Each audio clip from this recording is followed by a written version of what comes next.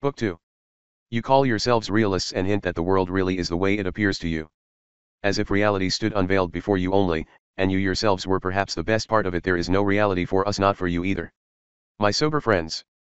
We are not nearly as different as you think, and perhaps our goodwill to transcend intoxication is as respectable as your faith that you are altogether incapable of intoxication. What things are called is incomparably more important than what they are. The reputation, name, and appearance, the usual measure and weight of a thing. But let us not forget this either. It is enough to create new names and estimations and probabilities in order to create in the long run new things. I want to hear nothing about the fact that a human being is something more than soul and form.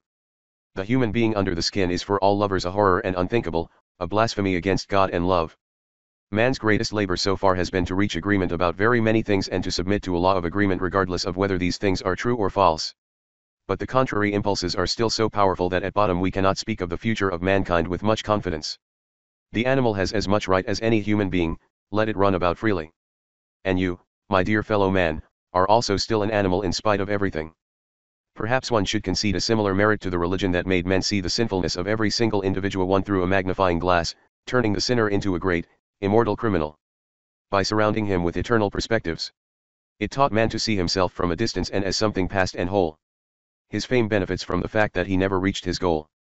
In nature, passion is so poor in words, so embarrassed and all but mute, or when it finds words, so confused and irrational and ashamed of itself. Translation was a form of conquest. Not only did one omit what was historical, one also added allusions to the present and, above all, struck out the name of the poet and replaced it with one's own, not with any sense of theft but with the very best conscience of the Imperium Romanum. Music was credited with the power of discharging the emotions, of purifying the soul, of easing the ferocia anemia precisely by means of rhythm. When the proper tension and harmony of the soul had been lost, one had to dance, following the singer's beat. That was the prescription of this therapy.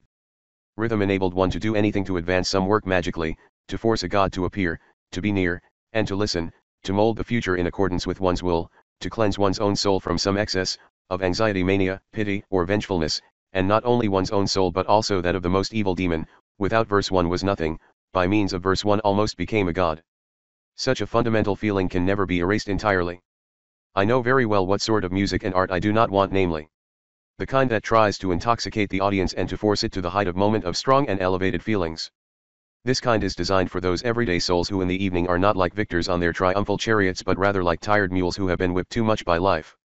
Being serious about truth, views may give an artist who encounters them and lives with them for a while the feeling that he has now become deeply serious about truth, and that it is admirable how he, although an artist, has at the same time the most serious desire for the opposite of mere appearance.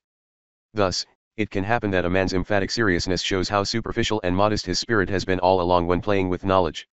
And does not everything that we take seriously betray us? It always shows what has weight for us and what does not. But why do you write?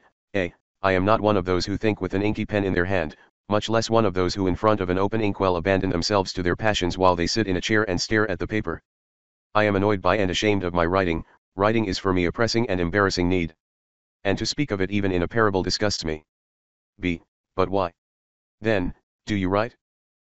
Well, my friend, to be quite frank, so far, I have not discovered any other way of getting rid of my thoughts. And why do you want to get rid of them? Why one want to? Do I want to? I must. Enough.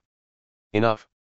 What happens when barbarians come into contact with a higher culture? The lower culture always accepts first of all the vices, weaknesses, and excesses, and only then, on that basis, finds a certain attraction in the higher culture, and eventually, by way of the vices and weaknesses that it has acquitted, also accepts some of the overflow of what really has value that can also be observed nearby.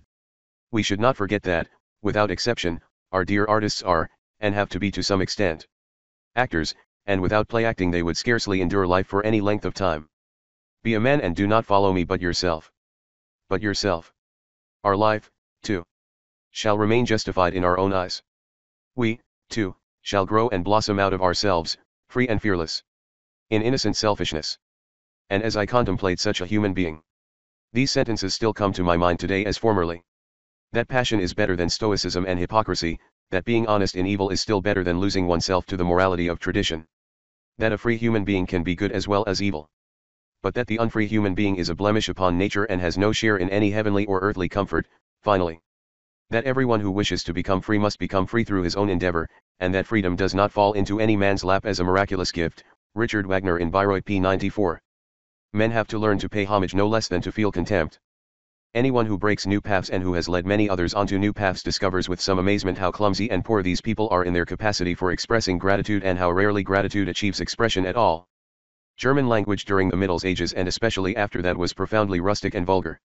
During the last few centuries, it has become a little more elegant, primarily because one was compelled to imitate so many French, Italian, and Spanish sounds. We hear an accent that repels and disgusts the ears of foreigners. But the Germans tolerate it, they tolerate themselves.